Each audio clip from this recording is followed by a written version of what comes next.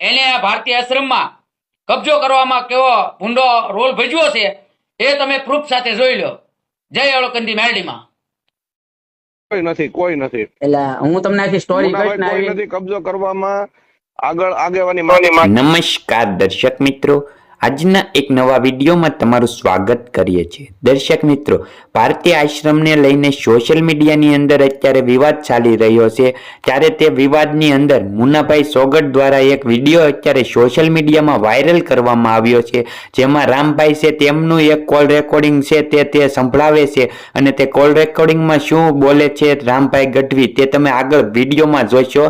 તે પહેલા દર્શક મિત્રો, ખાસ વિડીયો જોતા પહેલા વિડીયોને લાઈક કરી દો અને ચેનલ સબસ્ક્રાઇબ કરવાનું ભૂલતા નહીં. ચાલો દર્શક મિત્રો, આપણે વિડીયોમાં મોડું નથી કરવું. જે રામભાઈ ગઢવી અને મુન્નાભાઈ સોગટ છે તે રામભાઈ ગઢવી વિશે શું બોલી રહ્યા છે, ચાલો તમે તે પહેલા આખો વિડીયો જોવો.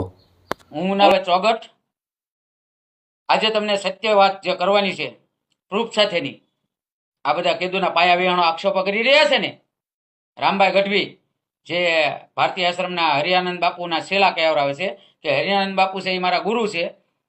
એટલે હરિયાનંદ બાપુના જે કોન્ટ્રાક્ટર કહેવાય અને આ કોન્ટ્રાક્ટર રામભાઈ ગઢવી છે એમની જે ટેક્સીઓ છે, ભાડાની ટેક્સીઓ જે બકવાસ કરે છે ને એમને કહું છું, જેને માથે ઓઢવું એને છૂટશે, જે ટેક્સીઓ જે બકવાસ કરે છે ને એને કહું છું.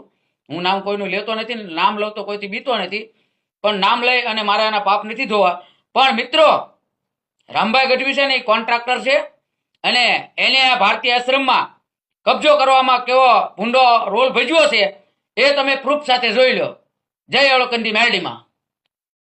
કોઈ નથી એટલે હું તમને આખી સ્ટોરી કહીશ ને કોઈ નથી કબજો કરવામાં આગેવાની મારી છે. સાંભળો. હલો મિત્રો, તમે ઓડિયો સાંભળી લીધો ને કે રામભાઈને આવો કેવો ભૂંડો રોલ છે. એક સારણના દીકરા હોવા છતાં જેને સાધુ સમાજની જગ્યા ઉપર કે બિનકાયદેસર કબજો કર્યો છે એવા રામભાઈ ગઢવી અને જે કોન્ટ્રાક્ટર કહેવાય, રામભાઈ ગઢવી છે એ અત્યારે ભારતીય આશ્રમના કોન્ટ્રાક્ટર છે, બરોબર. અને હરિયાનંદ બાપુ ઉર્ફે કબજાનંદ બાપુ ઉર્ફે શિનળવાનંદ બાપુ, રામભાઈ ગઢવીના જે ગુરુ છે ને એના દ્વારા અને રામભાઈ